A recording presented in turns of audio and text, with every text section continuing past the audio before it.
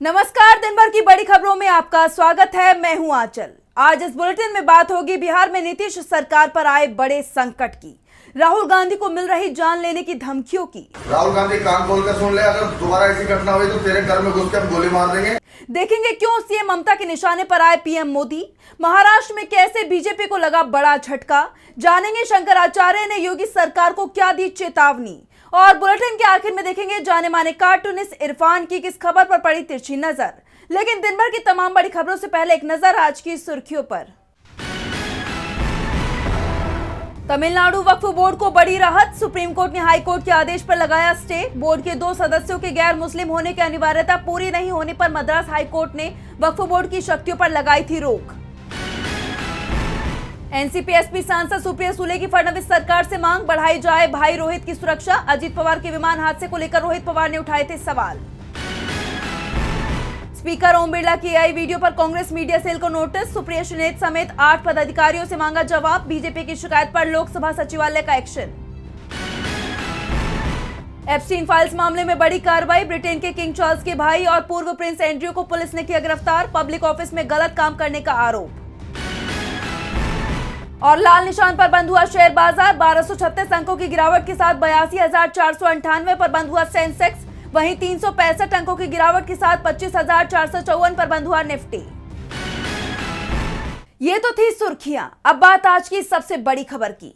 बिहार में वोट चोरी और जानकारी छिपाने के मामले में सत्ताधारी दल के विधायक फंस गए हैं। पटना हाईकोर्ट ने विधानसभा स्पीकर और नीतीश सरकार के मंत्री को नोटिस जारी किया है, जवाब मांगा है। इसके बाद बिहार एनडीए सरकार में खलबली मच गई है। विधायकों की सदस्यता पर संकट खड़ा हो गया है। तो क्या है पूरा मामला, जानने के लिए देखिए ये रिपोर्ट। बिहार विधानसभा चुनाव में एनडीए को जबरदस्त जीत मिली थी, लेकिन अब ये जीत सवालों में फंस गई है। विधानसभा चुनाव में हारे उम्मीदवारों ने चुनाव नतीजों को चुनौती दी थी। उन्होंने आरोप लगाया कि विजयी उम्मीदवारों ने चुनावी हलफनामे में गलत जानकारी दी और मतदान प्रक्रिया में गड़बड़ी हुई। विधायकों पर नामांकन पत्र में अपनी संपत्ति, आपराधिक रिकॉर्ड और दूसरी महत्वपूर्ण जानकारियां छुपाने या फिर गलत तरीके से पेश करने की शिकायत की गई। इसके साथ ही ये भी दावा किया गया कि चुनाव से पहले महिलाओं को 10-10 हजार रुपए बांटे गए। इसका असर चुनाव नतीजों पर दिखाई दिया, इसीलिए चुनाव नतीजों को रद्द किया जाना चाहिए। जिसके बाद पटना हाईकोर्ट ने 42 विधायकों को नोटिस जारी किया है। कोर्ट ने सभी आरोपी विधायकों से चुनावी हलफनामे में कथित गलत जानकारी और अनियमितता के आरोपों पर जवाब तलब किया है। इसके लिए समय सीमा भी तय कर दी गई है। हाईकोर्ट ने साफ कर दिया है कि मामला बेहद संवेदनशील है, इसीलिए विधायकों को अपना जवाब तय समय के अंदर ही देना होगा। सुनवाई के दौरान अदालत ने कहा कि चुनावी हलफनामा लोकतांत्रिक प्रक्रिया का महत्वपूर्ण दस्तावेज है। मतदाताओं को उम्मीदवार की संपत्ति, पृष्ठभूमि और मामलों की सही जानकारी मिलना उनका अधिकार है। अगर जानकारी छिपाई गई या गलत दी गई तो इसे गंभीर उल्लंघन माना जा सकता है। कोर्ट की टिप्पणी से साफ है कि नामांकन के दौरान दी गई जानकारी की जवाबदेही तय होगी। जिन विधायकों को नोटिस जारी किया गया है उसमें विधानसभा अध्यक्ष प्रेम कुमार का नाम भी शामिल है। इसके अलावा नीतीश सरकार में वित्त मंत्री और जेडीयू नेता विजेंद्र यादव, जेडीयू विधायक चेतन आनंद, बीजेपी विधायक और पूर्व मंत्री जीवेश मिश्रा, देवयंती यादव और राजेश कुमार सिंह का नाम भी शामिल है। इसके अलावा आरएलएम विधायक माधव आनंद को भी नोटिस दिया गया है। हाईकोर्ट की तरफ से जारी किए गए इस नोटिस के बाद जहां एनडीए में खलबली मची हुई है, तो वहीं विपक्षी दलों ने नोटिस का स्वागत किया है। आरजेडी विधायक भाई वीरेंद्र ने कहा, जिससे सवाल है कि जब कहीं कोई भी लोकुना लगेगा तो कोई भी विधायक कोर्ट का शरण लेगा, तो कोर्ट पे शरण लेना ये उनका अधिकार बनता है और कोर्ट को निर्णय करना उनका अधिकार बनता है। तो ऐसे में देखना होगा कि आने वाले दिनों में ये विधायक अपने बचाव में क्या क्या दस्तावेज कोर्ट में पेश करते हैं। अगर आरोप सिद्ध होते हैं तो कई विधायकों की सदस्यता पर भी खतरा मंडरा सकता है। वोट खरीदने के आरोपों ने न केवल विधायकों को संकट में डाला है, बल्कि सियासी दल और चुनाव आयोग की विश्वसनीयता पर भी सवाल उठा दिए हैं। ऐसे में अदालती कार्रवाई के नतीजे सरकार की नीतियों को भी प्रभावित कर सकते हैं। बिहार में विधायकों की सदस्यता संकट में फंस गई है, तो संकट राहुल गांधी पर भी आता दिखाई दे रहा है। उन्हें जान से मारने की धमकी मिली है। खुद को करनी सेना और टीम ओम बिरला का मेंबर बताने वाले एक युवक ने वीडियो जारी कर ये धमकी दी है। उसने राहुल गांधी के साथ साथ विपक्ष के 25 सांसदों को घर में घुसकर जान से मारने की बात कही है, जिसके बाद देश की सियासत में उबाल आ गया है। तो क्या है ये पूरा मामला, जानेंगे इस रिपोर्ट में। राजस्थान के कोटा से एक युवक ने सोशल मीडिया पर कांग्रेस सांसद राहुल गांधी को जान से मारने की धमकी दी है। इंस्टाग्राम पर खुद को टीम ओम बिरला का सदस्य और करनी सेना का पदाधिकारी बताने वाले राज सिंह आमेरा नाम के शख्स ने राहुल गांधी समेत कांग्रेस के 25 सांसदों को घर में घुसकर गोली मारने की धमकी दी, जिसके बाद देश भर में भारी बवाल खड़ा हो गया। पहले आप ये वीडियो देखिए। जय महाकाल, जय ओम जी बिरला, जय नरेंद्र मोदी। जिस प्रकार से भारत की संसद में कांग्रेस के 25 सांसदों ने घुसकर और श्रीमान लोकसभा अध्यक्ष ओम जी बिरला से जो गाली गलौज करी है, उसकी हम सभी भारतीय जनता पार्टी के कार्यकर्ता, करनी सेना के कार्यकर्ताओं में काफी रोष भी आते हैं। दोबारा ऐसी घटना हुई, उन सांसदों के घर में घुसकर हम तोड़फोड़ करेंगे। और मुझे लगता है कि राहुल गांधी का आदेश पर यह घटना हुई है। राहुल गांधी कान खोल कर सुन ले, अगर दोबारा ऐसी घटना हुई तो तेरे घर में घुस के हम गोली मार देंगे और इसका जिम्मेदार प्रशासन होगा। हमारा प्रशासन से निवेदन है कि 25 सांसद के ऊपर। गौर करने वाली बात है कि इस युवक ने ये वीडियो अपने इंस्टाग्राम पर अपलोड किया और इसके बायो में युवक ने अपना फोन नंबर भी मेंशन किया हुआ है। युवक का आरोप है कि लोकसभा में कांग्रेस सांसदों ने स्पीकर ओम बिरला के साथ अभद्र व्यवहार किया है, इसलिए उसने 24 घंटे के भीतर सांसदों पर कार्रवाई न होने पर अंजाम भुगतने की चेतावनी दी है। इस वीडियो के सामने आते ही कांग्रेस ने सत्ता पक्ष को कटघरे में खड़ा कर दिया है। कांग्रेस प्रवक्ता पवन खेड़ा ने इसे एक गहरी साजिश करार देते हुए कहा, पूरा आरएसएस भाजपा तंत्र एक गोड से फैक्ट्री है। तथा कथित करनी सेना द्वारा राहुल गांधी और 25 सांसदों के खिलाफ दी गई धमकी कोई अलग थलग पड़ी घटना नहीं है। ये एक सुनियोजित और कपटपूर्ण साजिश का हिस्सा है। तब भी गोड से बनाया गया था, आज फिर एक और गोड से तैयार किया जा रहा है। वहीं सुप्रिया सुनेत ने सीधे लोकसभा अध्यक्ष ओम बिरला और सरकार की चुप्पी पर सवाल उठाए। उन्होंने पूछा, ये लफंगा आतंकवादी अपने आप को करनी सेना बता रहा है, कहता है नेता विपक्ष राहुल गांधी और 25 कांग्रेस एमपीज को गोली मार देगा। ओम बिरला ये आपका समर्थक है, आपको कोई आपत्ति नहीं। अभी तक कोई एफआईआर, कोई गिरफ्तारी नहीं हुई। सत्ता की चुप्पी पर सवाल है। मीडिया वालों, मुंह में दही जमी है। जैसा आप जानते हैं कि ये पहली बार नहीं है जब राहुल गांधी को इस तरह की धमकी मिली हो। इससे पहले भी बीजेपी नेता तरविंदर सिंह मारवा ने भी दिल्ली चुनाव के वक्त राहुल गांधी का इंदिरा गांधी जैसा हाल करने की धमकी दी थी। राजनीतिक गलियारों में चर्चा है कि खुद को भाजपा और गौ सेना से जुड़ा बताने वाले इस युवक की धमकियों पर प्रशासन अब तक सुस्त क्यों है। कांग्रेस ने साफ कर दिया है कि वो इस मामले को दबने नहीं देगी और विपक्ष के नेताओं की सुरक्षा को लेकर सरकार को घेरेगी। अब इस मामले में आगे क्या होता है, ये देखना होगा। राहुल गांधी को मिली धमकी से मोदी सरकार विपक्ष के निशाने पर आ गई है। वहीं अपनी एक पोस्ट को लेकर पीएम मोदी भी ममता बनर्जी के निशाने पर आ गए हैं।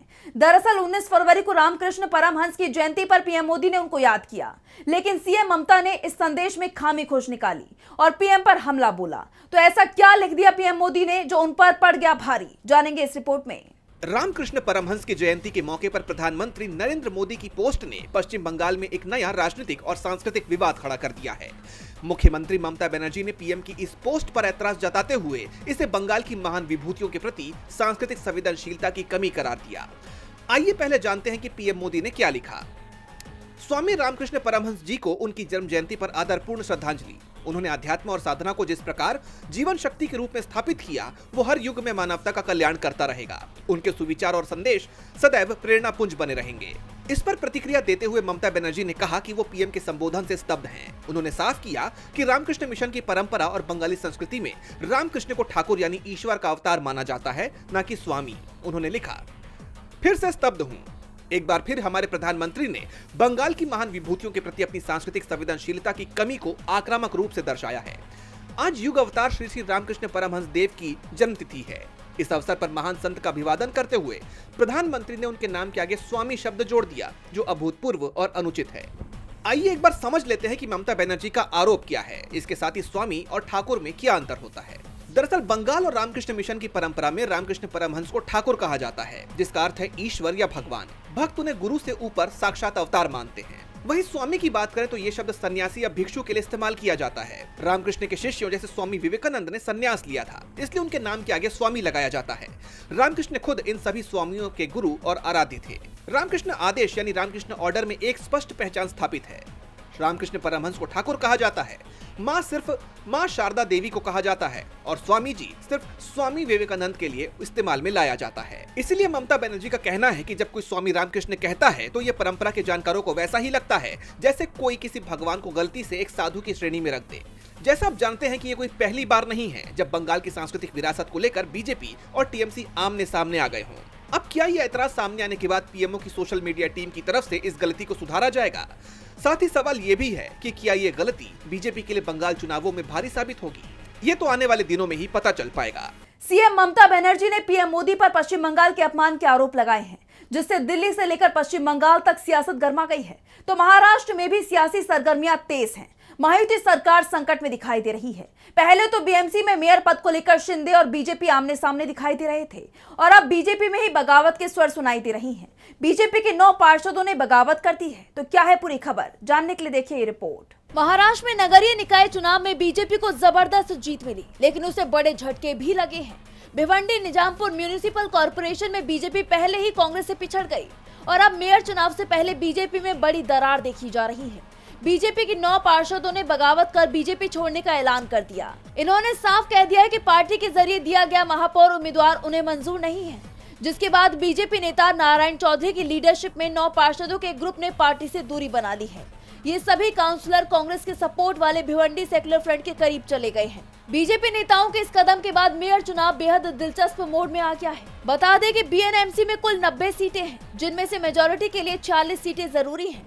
इस बार नगर निगम चुनावों में कांग्रेस सबसे बड़ी पार्टी बनकर उभरी है। वहीं बीजेपी 22 सीटों के साथ दूसरे नंबर पर रही। शिवसेना ने 12, समाजवादी पार्टी ने 6, कोणार्क विकास अघाड़ी ने 4 और भिवंडी विकास अघाड़ी ने 3 सीटें जीती। एक निर्दलीय उम्मीदवार भी जीता है।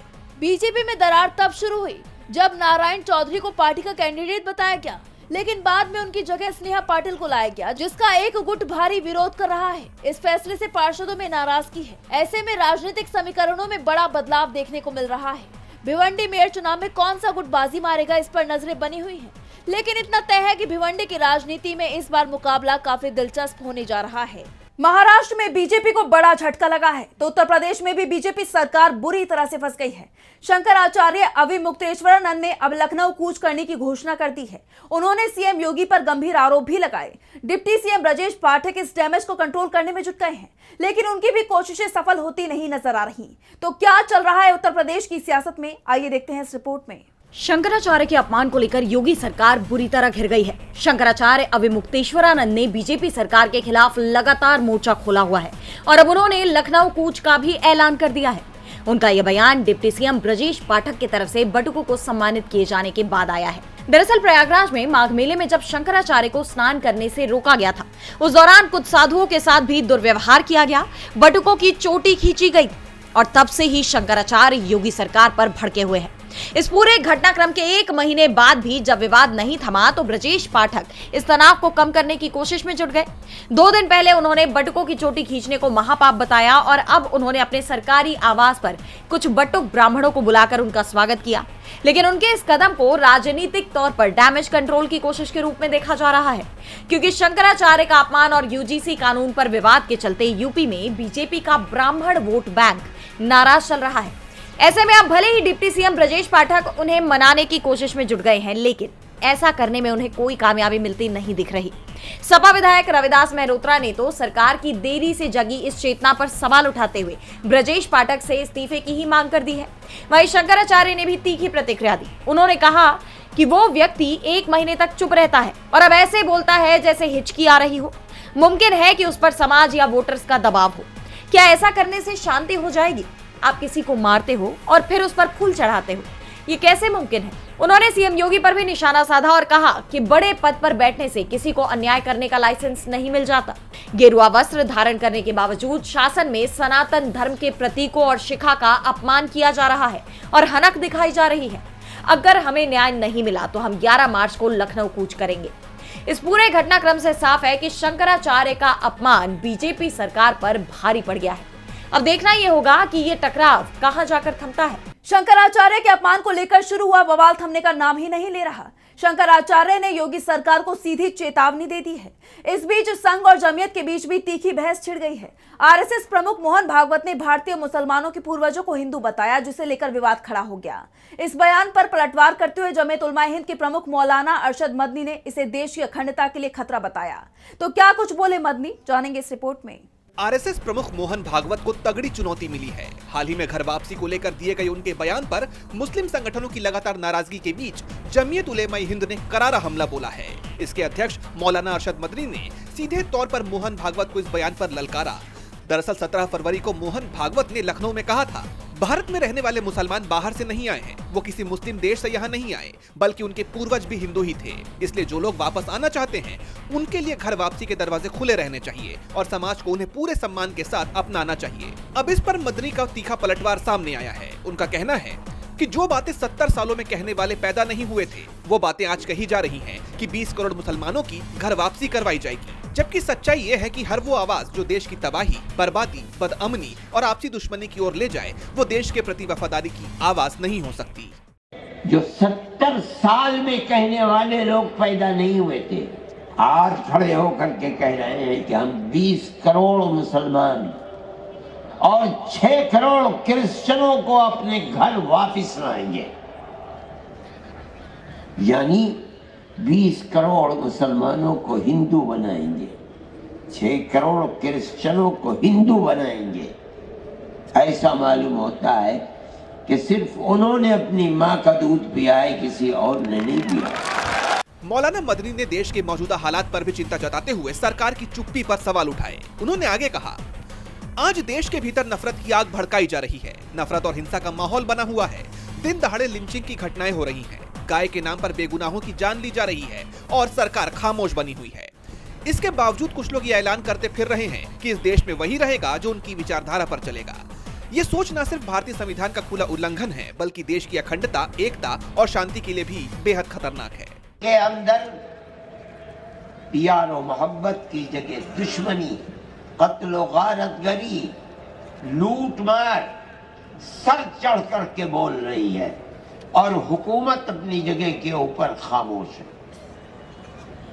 ऐसा मालूम होता है कि जो लोग आग लगा रहे हैं और आग उगल रहे हैं, हुकूमत के चश्म अबरू के इशारे पर हो रहा है।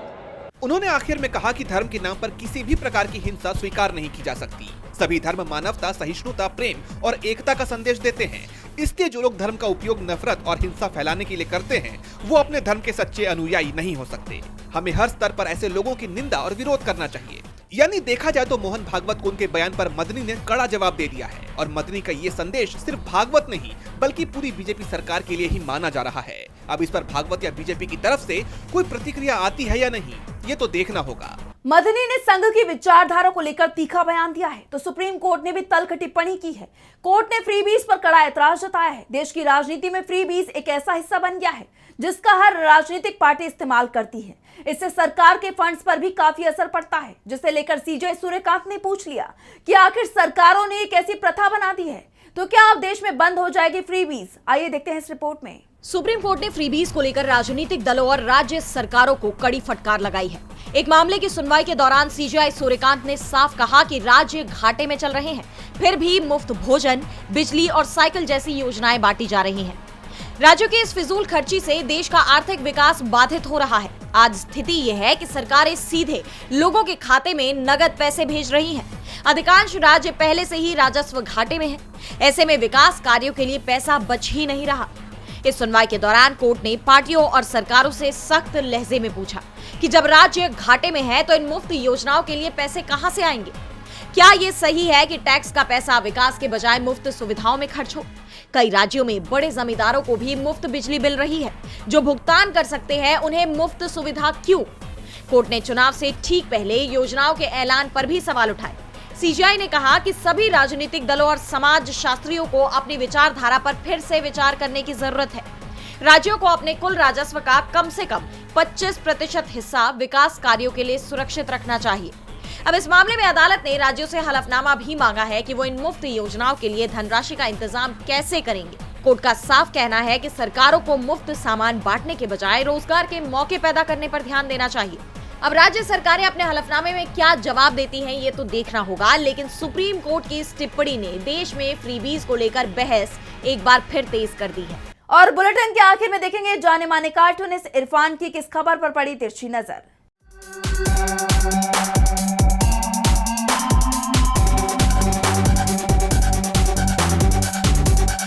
सुप्रीम कोर्ट ने राज्य सरकारों द्वारा मुफ्त की रेवड़ियां बांटने पर नाराजगी जाहिर की है, लेकिन योर ऑनर, वो राज्य सरकारें आखिर क्या करें जिनके पास में अपने पिछले कार्यकाल में किए गए कोई भी कार्य बताने के लिए ना हो।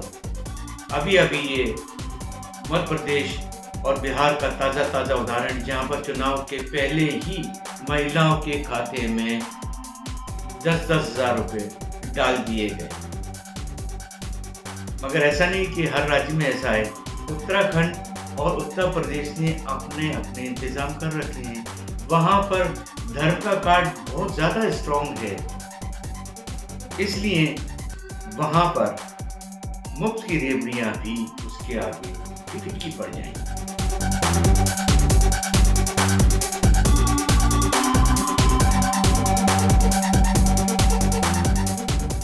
बहुत बहुत शुक्रिया इरफान जी। तो आज इस बुलेटिन में बस इतना ही। आप देखते रहिए DB लाइव। नमस्कार।